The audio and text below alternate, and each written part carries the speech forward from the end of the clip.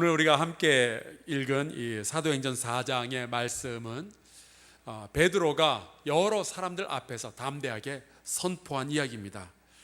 이렇게 말씀하고 있어요. 다른 이로서는 구원을 받을 수 없나니 천하 사람 중에 구원을 받을 만한 다른 이름을 우리에게 주신 일이 없음이라.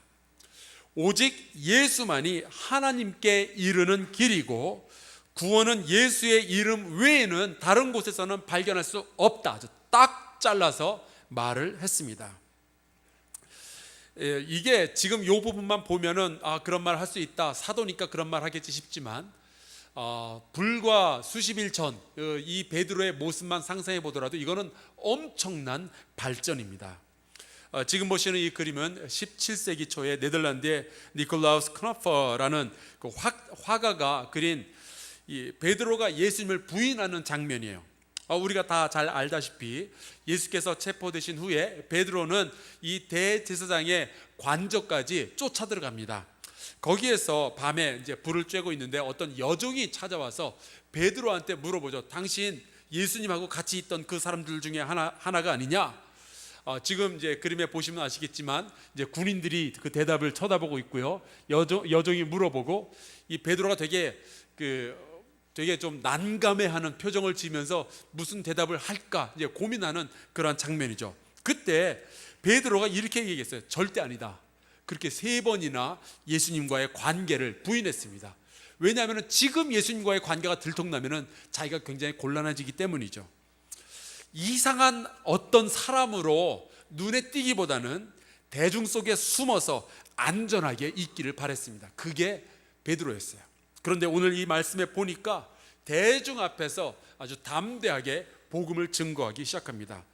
먼저 오순절 성령을 받은 후에 예루살렘 성전에 모여있던 수많은 사람들에게 담대하게 복음을 전했고요. 또 이 사도행전 3장에 보면은 솔로몬의 행각에서 또다시 예수 그리스도가 누구신지 그분이 가르치신 복음이 무엇인지 전했더니 자그마치 5,000명의 남자들만 5,000명이 예수를 믿게 되었더라라는 말씀이 기록되어져 있어요. 그의 그 설교 내용 가운데 예수 안에 죽은 자의 부활이 있다라는 내용이 있었는데 이게 사두개인들, 특별히 유대인의 지도자들의 귀에 거슬렸습니다. 그래서 일단 베드로를 체포해라. 그래서 이제 잡은 다음에 베드로에게 이제 신문을 하죠. 네가 무슨 권세로 그리고 무슨 이름을 가지고 이런 말을 하고 이런 행동을 하느냐? 그랬을 때 베드로가 대답한 말이 이겁니다. 오직 예수만이 구원의 길이다. 예수 외에 다른 길은 없다. 여기까지가 오늘 우리가 함께 읽었던 그 말씀입니다. 그런데 여러분, 예수만이 구원의 길이다, 이것이 베드로가 처음으로 말한 걸까요? 아닙니다. 사실 이 선포는요, 예수께서 먼저 말씀하여 놓으셨어요. 그냥 베드로는 예수께서 하신 말씀을 그대로 자기의 언어를 섞어서 다르게 표현한 것 뿐입니다.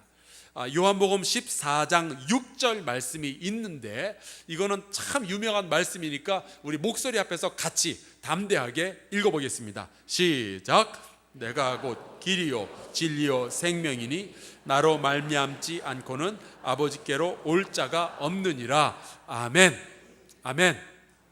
앞으로 이렇게 좋은 말씀을 다 읽고 나면요, 아멘 하고 크게 화답할 수 있기를 바랍니다. 아멘. 아멘.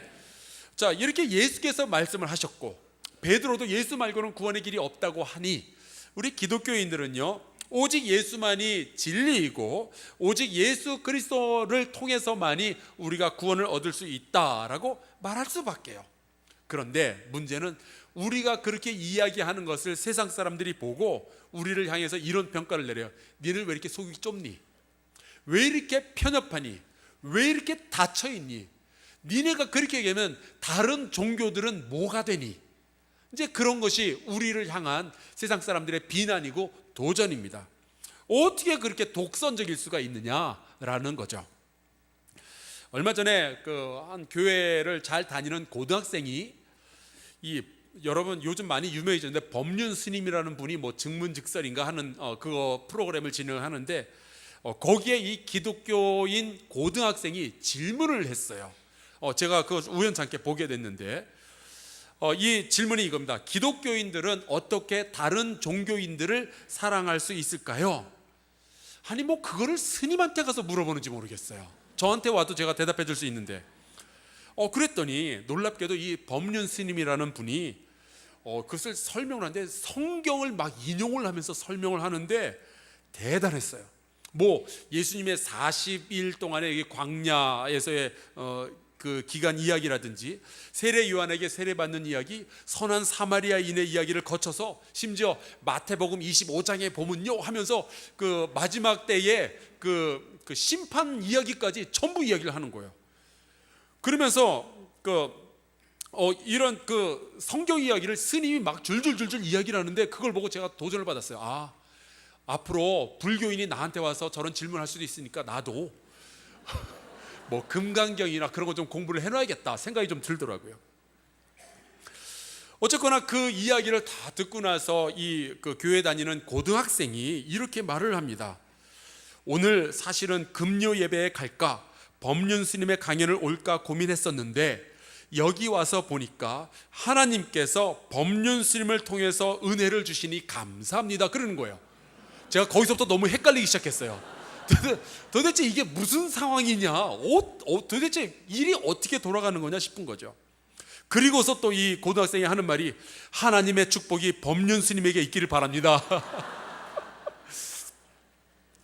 근데 그 얘기를 듣고 이 법륜 스님이 이렇게 대답을 해요.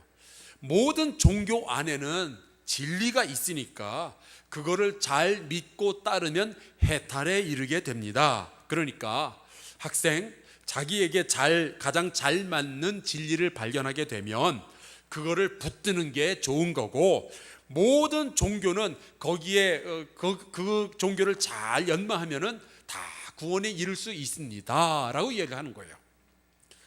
그 이야기를 들으면서 처음에는요 솔직히 멋지다라는 생각을 했어요. 남의 종교를 혐오하거나 비난하기보다는 그래도 잘 살펴서 거기서 좋은 이야기들을 이렇게 취하는 거, 그 태도는 참 본받을 만하다라는 생각을 했습니다. 그런데 여러분, 그게 좀 지나쳐서 그 종교를 통해서도 구원을 얻을 수 있고 그 종교를 통해서도 하나님께 이를 수 있다라고 말하는 것은요, 세상 사람들이 보기에는 멋져 보이겠지만 멋진 것이 곧 진리일지는 생각을 해봐야 돼요. 그런가요? 멋진 것이 곧 진리던가요? 제가 여기 이 자리에 계시는 여성분들께만 물어보겠습니다. 잘생긴 남자가 진리던가요?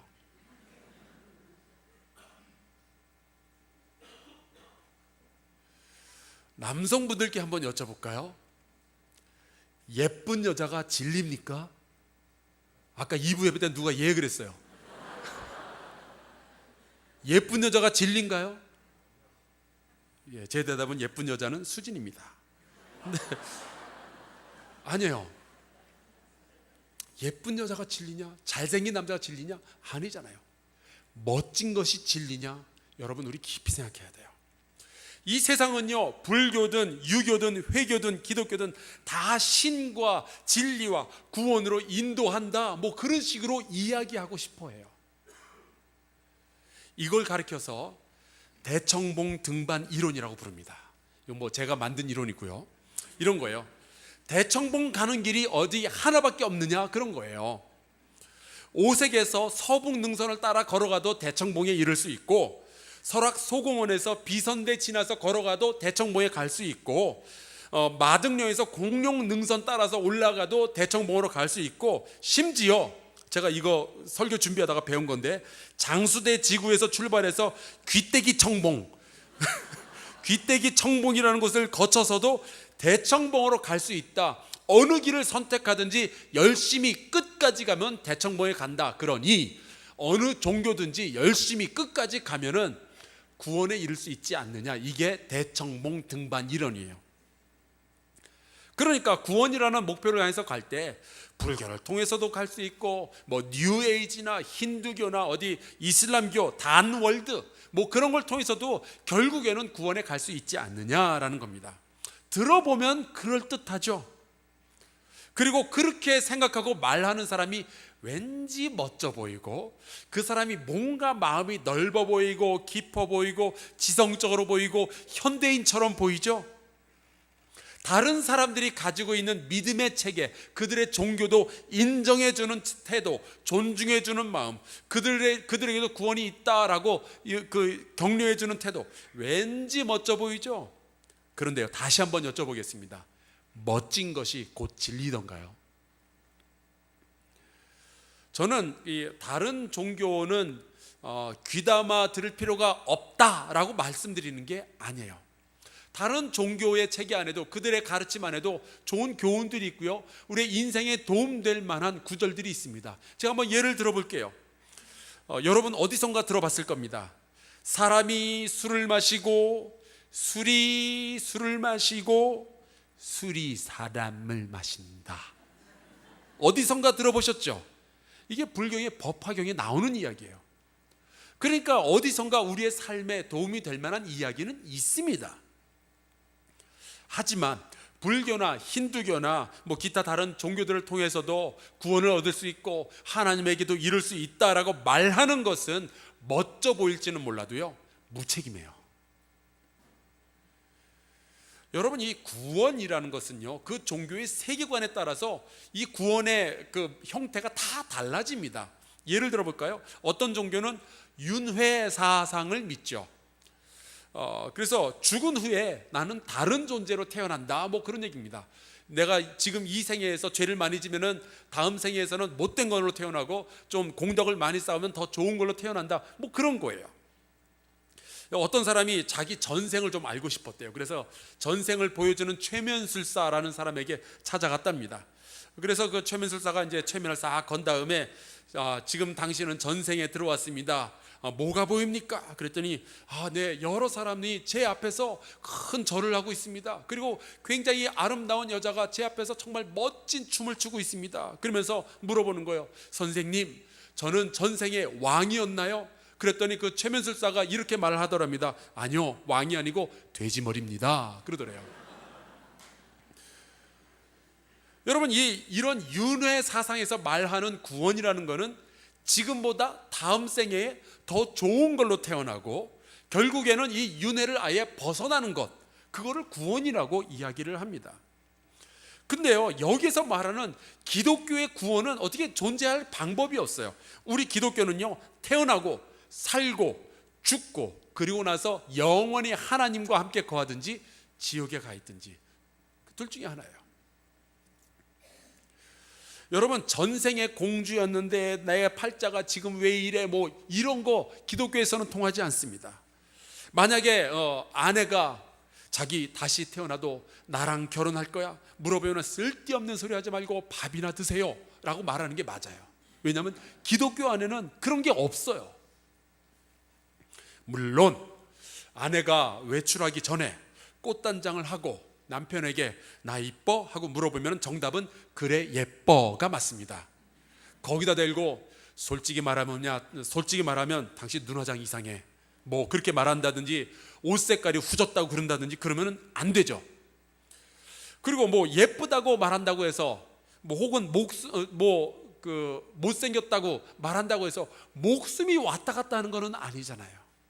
물론 어떤 분들은 목숨이 왔다 갔다 하는 건 제가 알고 있습니다만은 그렇다고 우리가 막 죽고 살고 그러는 건 아니잖아요. 하지만 여러분, 한 사람의 목숨이 달린 일이라면, 그리고 그 사람을 살려낼 수 있는 진리를 내가 가지고 있다면, 독선적으로 보이든 속이 좁아 보이든 성격이 모나 보일지라도 그 진리를 말해야죠. 여러분, 진리를 가진 사람에게는요 늘 책임이 뒤따르게 돼 있어요.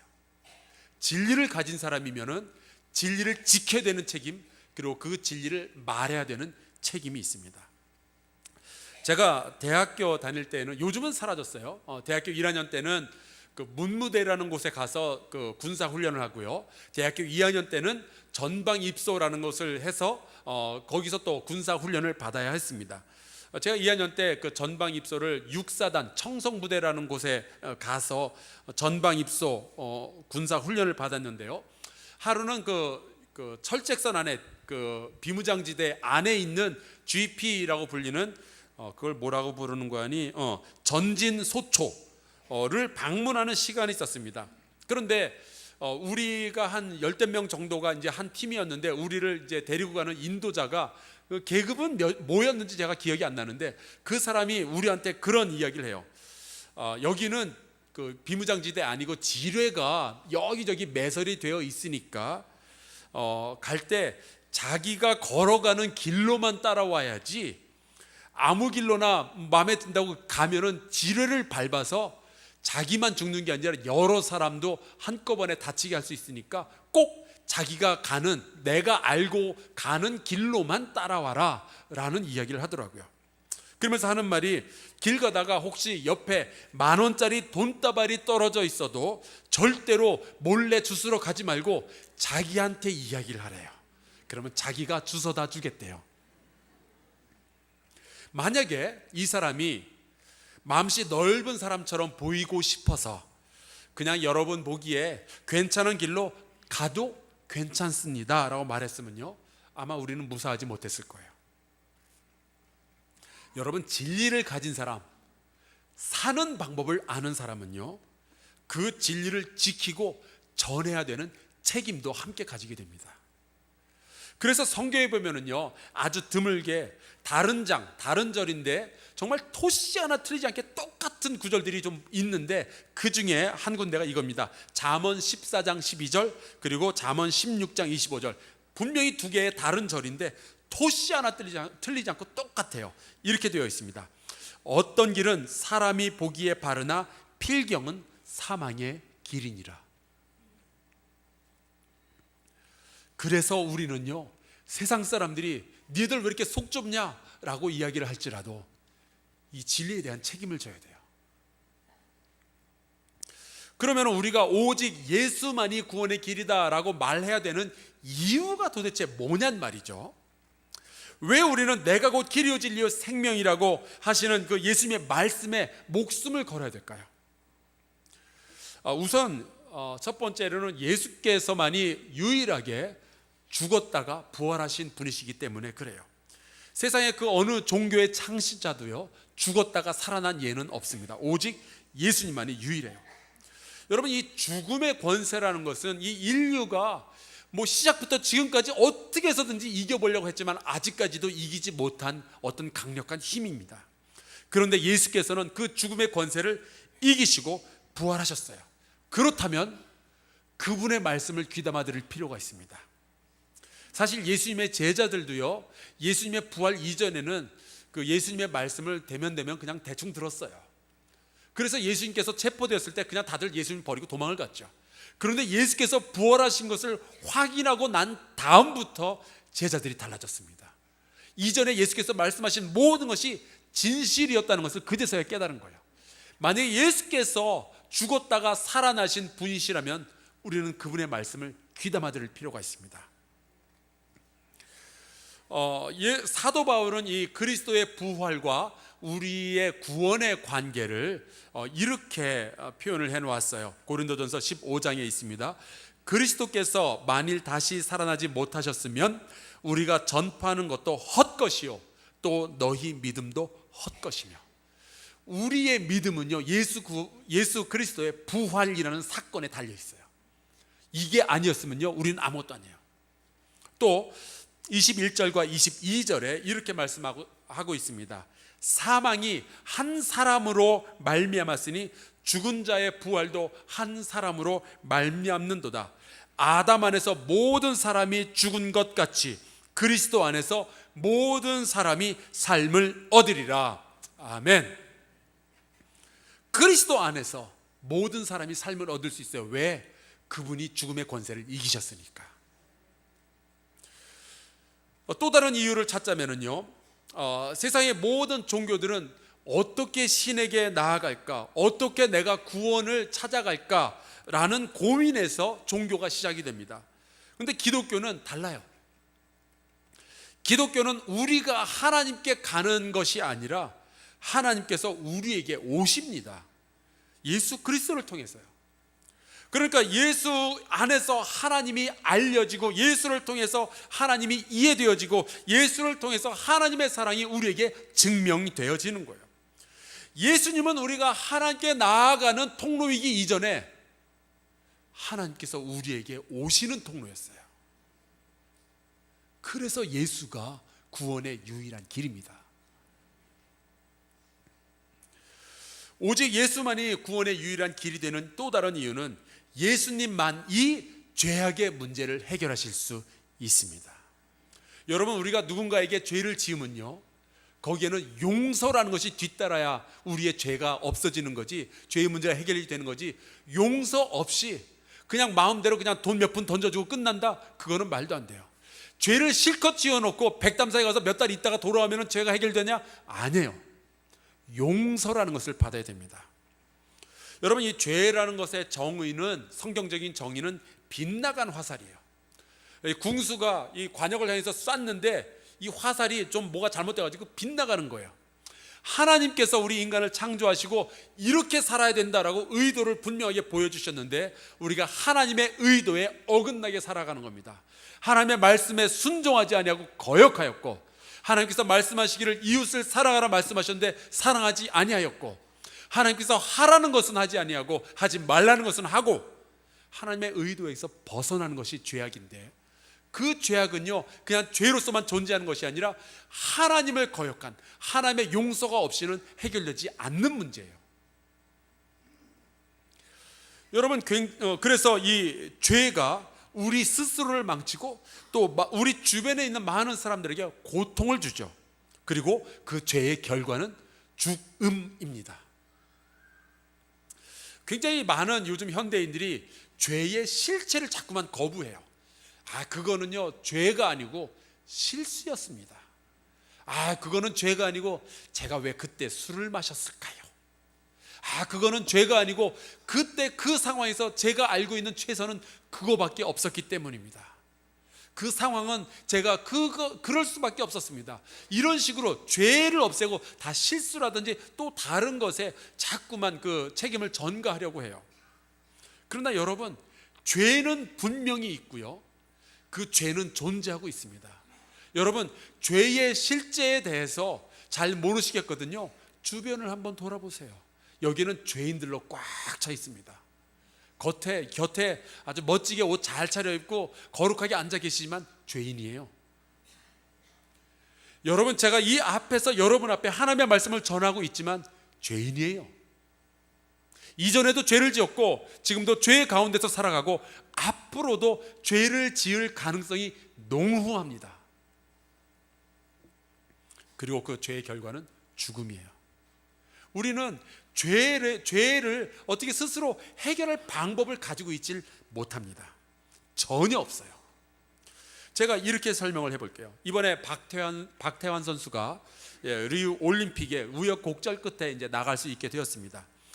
박태환 선수가 수영을 얼마나 잘하는지 그 기록이 보니까 100m 수영 기록이 48초예요. 아마 여기 계신 여러분 가운데 어떤 분들은요 뜀뛰기를 해도 48초 안에 100m 못 가실 거예요. 근데 수영으로 48초 100m. 자, 여기서 질문을 하나 드릴까요? 저하고 박태환 선수하고 100m 수영 시합을 하면 누가 이길까요? 물론 잘 모르실 거예요.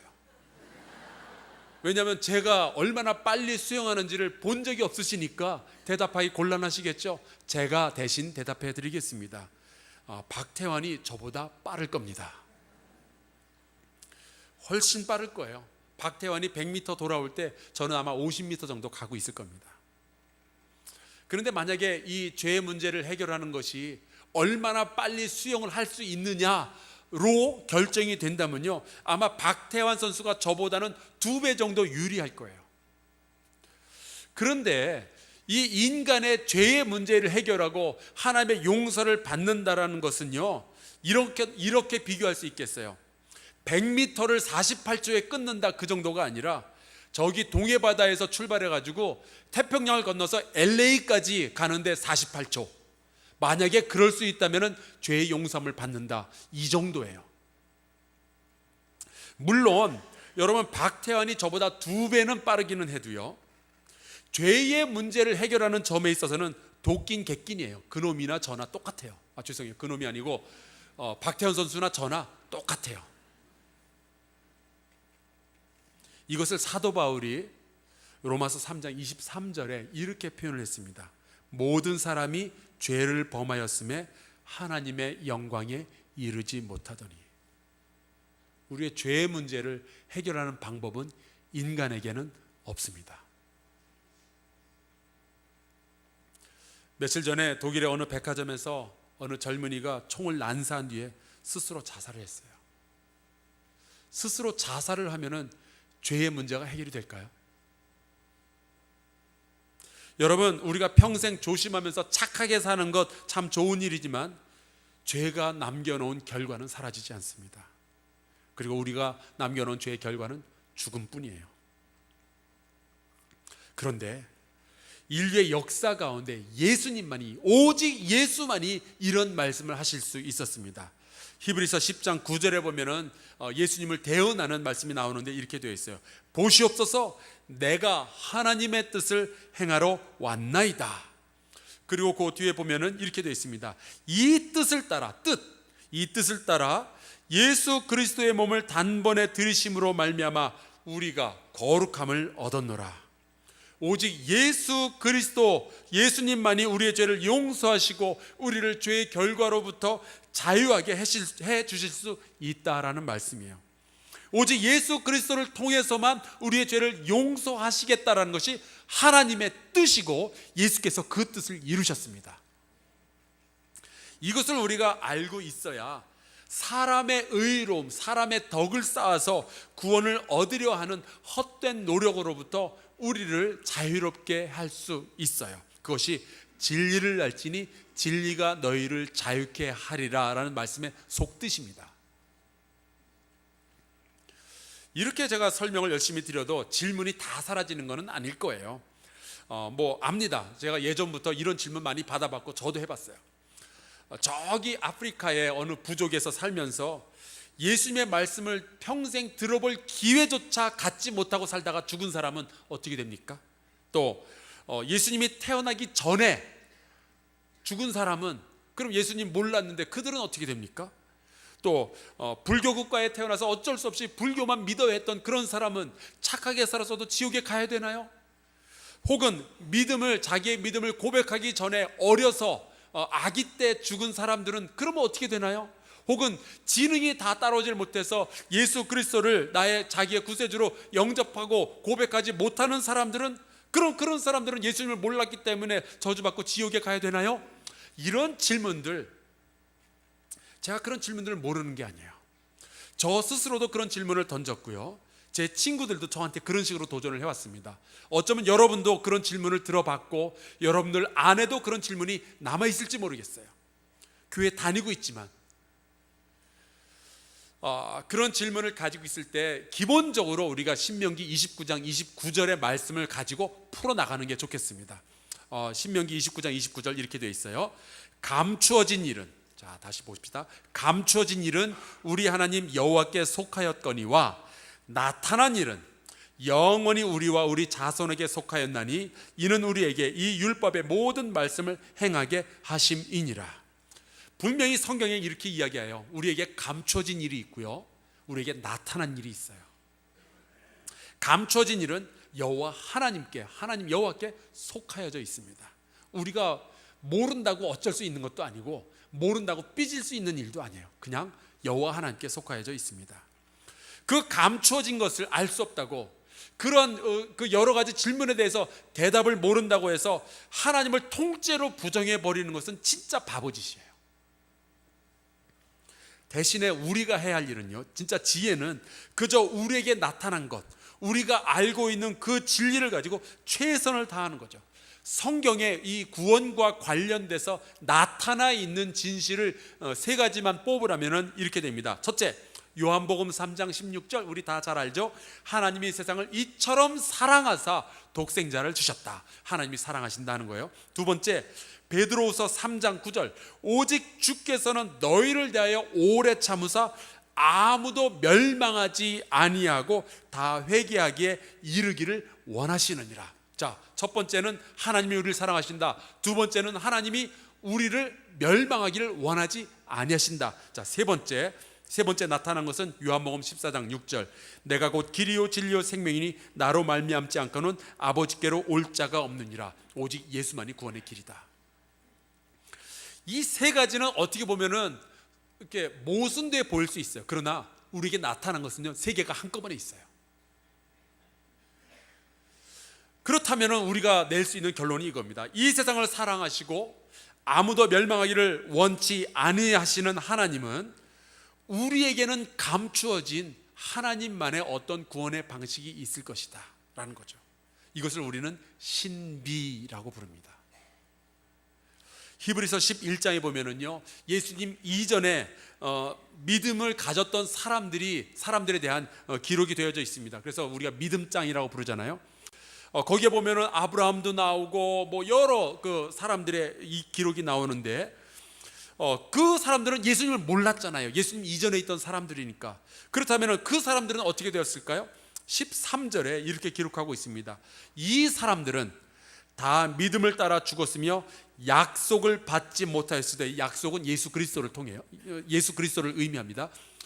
예수 그리스도를 받지 못하였으되 그것들을 멀리서 보고 환영하며, 예수 그리스도라는 이름 자체는 몰랐고 그분의 존재도 몰랐으나 그분을 통하여서 하나님께서 구원을 이루어 가실 거라는 것을 멀리서 보고 환영하였다라고 기록하고 있습니다. 이에 대해서, 그러면 그렇게 살았던 사람들에 대해서 하나님은 어떠한 보상을 해 주셨느냐? 그것이 바로 히브리서 11장 16절 말씀이에요.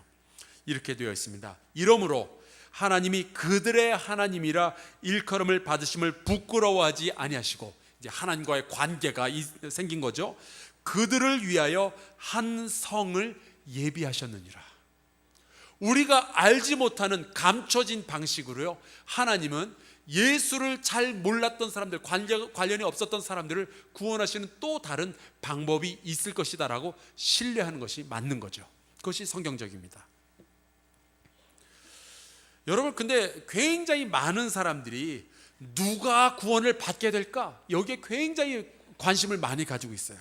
그러나 성경이 우리에게 가르치는 것은요, 누가 구원을 받을 것인가, 그게 아니라 누가 구원을 하느냐, 거기에 훨씬 더 많은 관심을 두고 있습니다. 누구죠? 오직 예수 그리스도. 우리에게 드러난 진리가 바로 이겁니다. 오직 예수 그리스도만이 구원의 길이에요.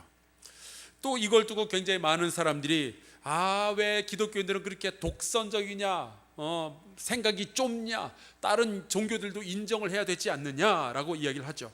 근데 여러분, 사실은 우리가 독선적이고 좁은 게 아니라 그 반대예요. 구원의 방법에 있어서 어떤 게 더 쉽겠어요? 여러분이 한번 대답해 보세요. 구원의 방법에 있어서 머리 깎고 산에 올라가서 해탈할 때까지 야채만 먹고 참선을 하는 것과 예수 믿고 세례받는 거, 어떤 게 더 쉬워요?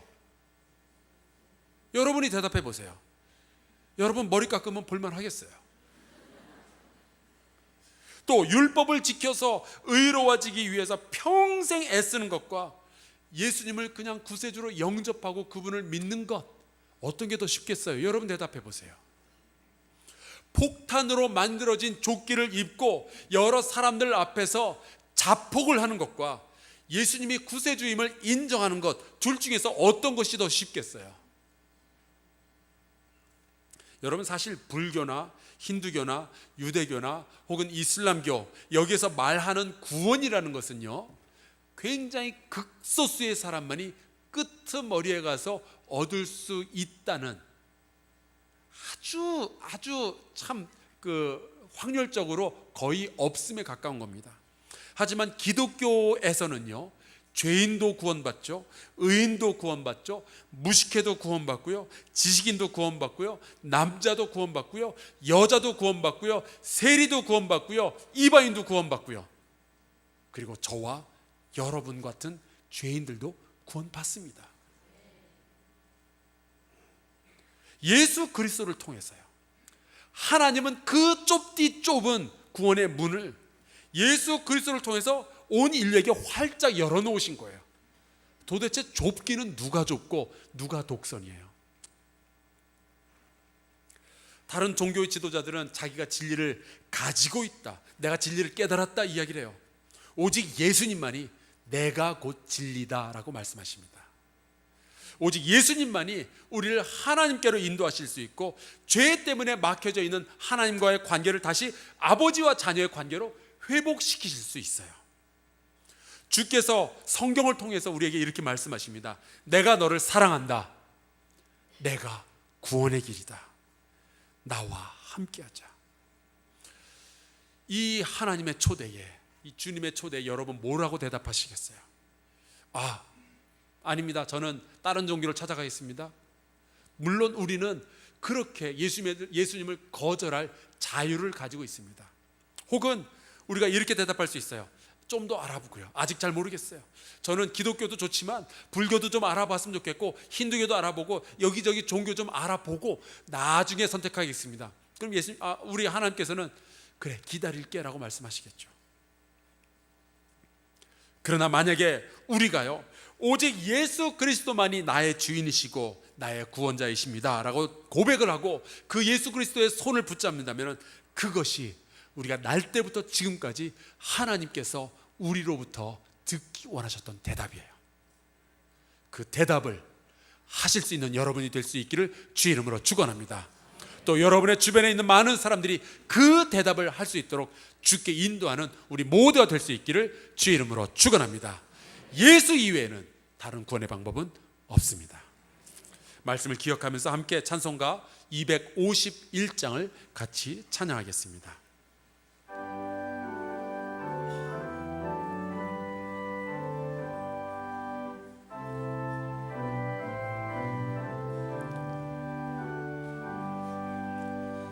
놀랍다 주님의 큰 은혜, 우리의 죄를 속하시려 갈보리 십자가 위에서 어린 양 보혈을 흘렸네. 주의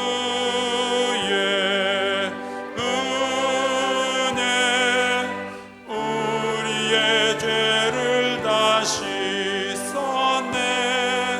주의